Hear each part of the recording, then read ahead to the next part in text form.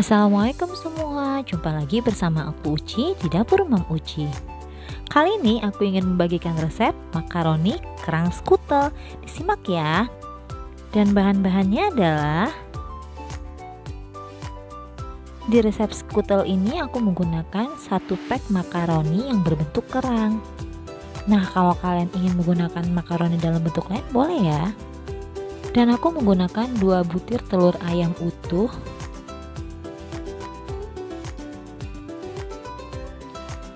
dan juga 1 buah bawang bombay.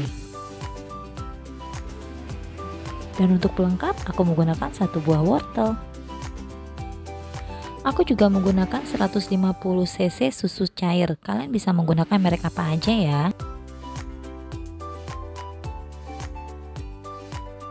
Dan untuk taburannya juga pelengkapnya aku menggunakan setengah pack keju parut.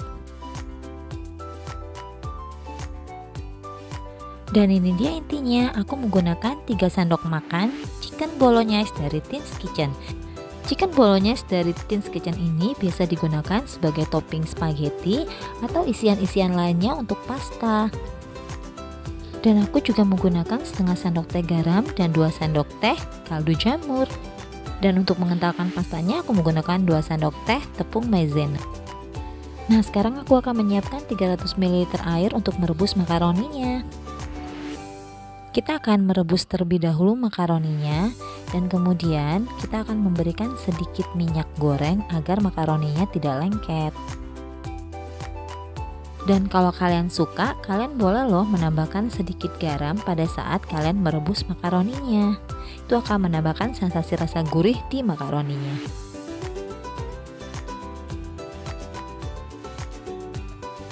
Sambil menunggu makaroninya matang, kita akan mengupas bawang bombay.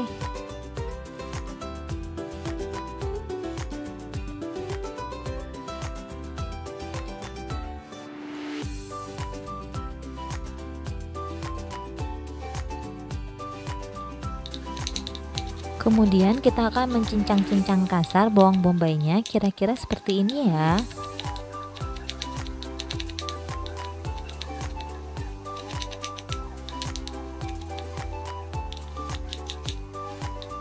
Kemudian kita akan mengupas wortel dan kemudian mengiris-iris tipis wortelnya berbentuk kotak-kotak kecil ya teman-teman.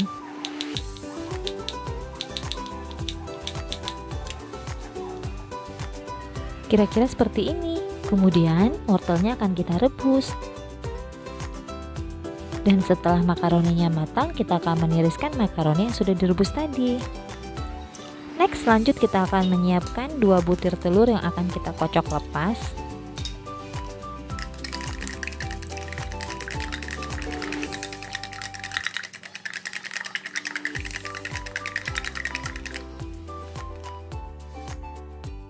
Dan kemudian kita akan memarut seluruh kejunya. Aku menggunakan setengah pack keju ya teman-teman. Dan kalau kalian ada persediaan keju mozzarella, itu lebih bagus untuk toppingnya nanti. Akan lebih melted ketika dikukus.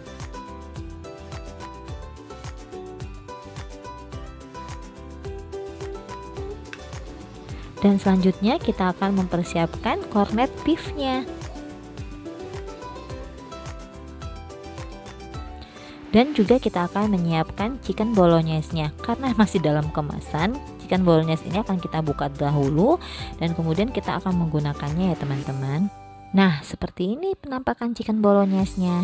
Dan sekarang wortelnya udah matang. Next, kita siapkan wajan, kemudian kita beri kira-kira 3 sendok makan minyak goreng untuk menumis. Aku menggunakan 3 sendok makan minyak kelapa. Kalau kalian ingin menggantikan dengan margarin atau butter juga boleh ya teman-teman. Dan setelah minyaknya panas, kita akan memasukkan bawang bombay yang sudah kita cincang kasar tadi.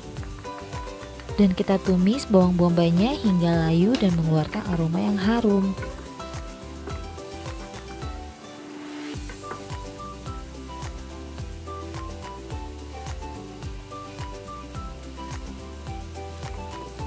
Nah, kira-kira sampai layu seperti ini ya teman-teman.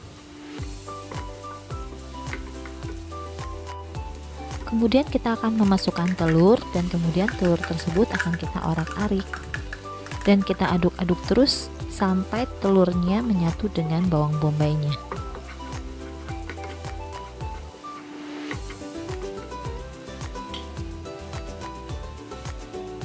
Nah, setelah itu kita akan menambahkan 6 sendok teh atau 3 sendok makan chicken bolognese-nya tadi ya teman-teman.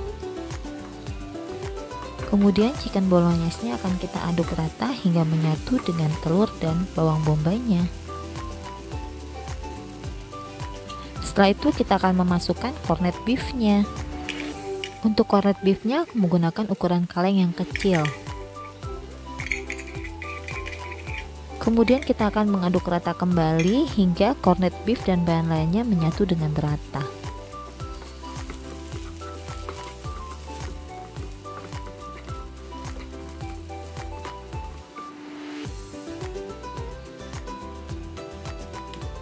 Kira-kira seperti ini ya teman-teman, dan setelah itu kita akan menambahkan wortel dan makaroni yang telah kita rebus tadi.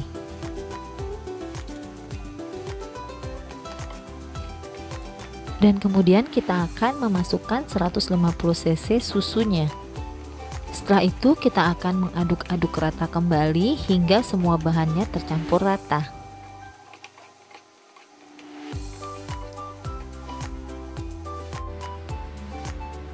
Kemudian kita akan menambahkan kembali 150 cc air. Dan kemudian kita akan mengaduk rata kembali seluruh bahan-bahannya. Dan kemudian kita akan menambahkan setengah sendok teh garam dan 2 sendok teh kaldu jamur. Kemudian kita aduk-aduk rata kembali sehingga seluruh bahannya tercampur rata ya teman-teman.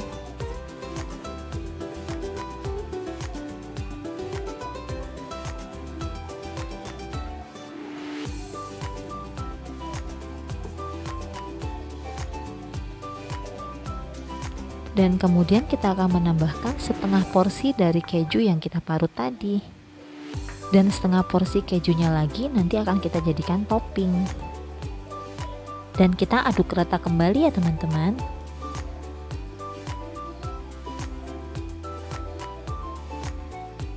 Kira-kira seperti ini. Setelah itu kita akan memasukkan tepung maizena yang sudah kita cairkan.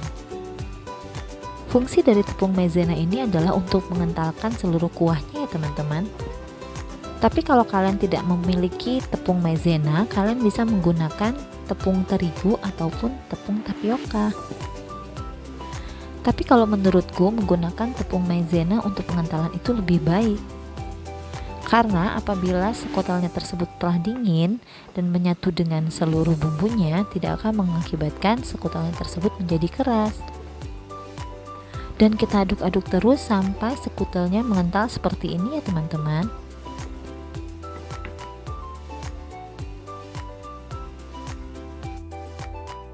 Dan untuk penguat rasa aku menambahkan 1 sendok teh oregano bubuk. Dan kita aduk kembali sehingga oreganonya menyatu dengan seluruh bumbunya. Nah, selesai deh skutelnya. Kemudian kita akan menyiapkan tempat untuk memindahkan skutelnya ya teman-teman. Dan aku menggunakan cetakan Pyrex yang seperti ini. Dan sekarang aku pindahkan skutelnya ke dalam cetakan Pyrex ini. Kalau kalian memiliki cetakan Pyrex yang lebih besar atau mau menggunakan cetakan lain juga boleh ya teman-teman. Itu tergantung selera kalian aja. Kalau untuk takaran Pyrex yang aku gunakan adalah takaran Pyrex kecil seperti ini, adonan yang kita siapkan tadi bisa untuk 2 loyang.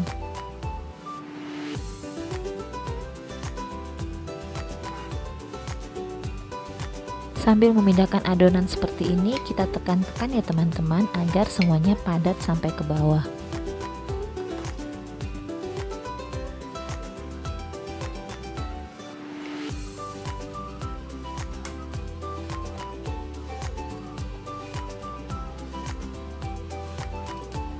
Dan setelah kita tekan-tekan, kita akan menaburi kembali oregano bubuknya.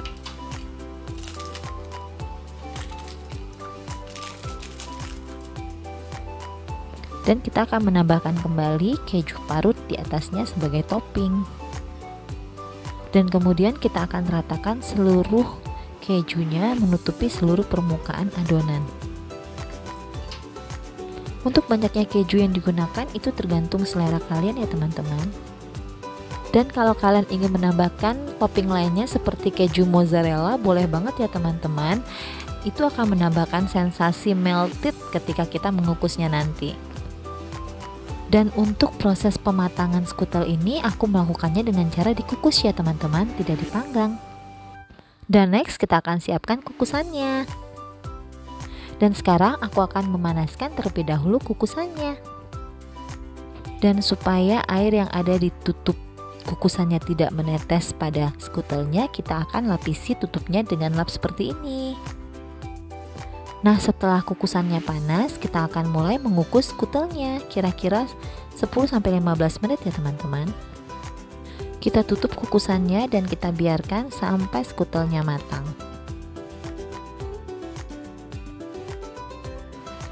Nah, setelah sekitar 15 menit kita buka dan kemudian kita keluarkan.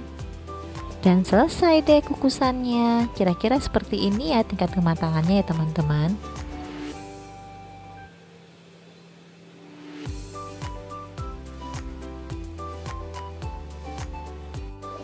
Nah, ini dia penampakan makaroni skutelnya setelah keluar dari kukusan. Benar-benar menggiurkan ya teman-teman. Aroma pastanya benar-benar wangi dan benar-benar menggiurkan loh teman-teman. Apalagi kalau disajikan ketika hangat-hangat begini. Dan sekarang saatnya aku mencicipi.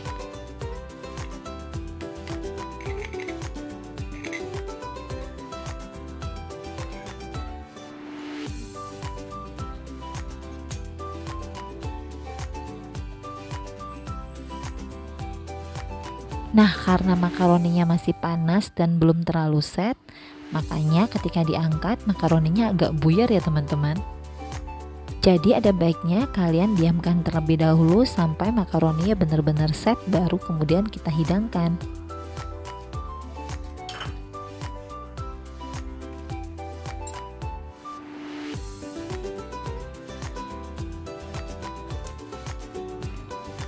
Dan aku menambahkan sausnya ketika ingin mencicipi makaroni ini ya.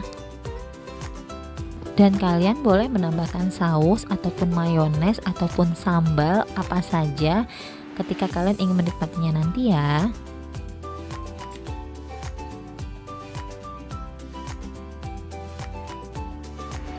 Dan mau tahu rasanya teman-teman? Rasanya mantul banget. Asli ini enak banget dan kalian wajib coba ya. Dan ini recommended banget buat hidangan keluarga. Dan kalau kalian bisa menyajikan ini sendiri di rumah, ngapain harus beli di luar? Ini recommended loh teman-teman. Dan kalau kalian suka dengan resep ini, kalian boleh cobain. Dan kemudian setelah cobain, kalian share dan komen ya. Dan boleh juga kalian share ke teman-teman yang lain, biar teman-teman yang lain juga bisa nyobain resep ini dan semoga bermanfaat.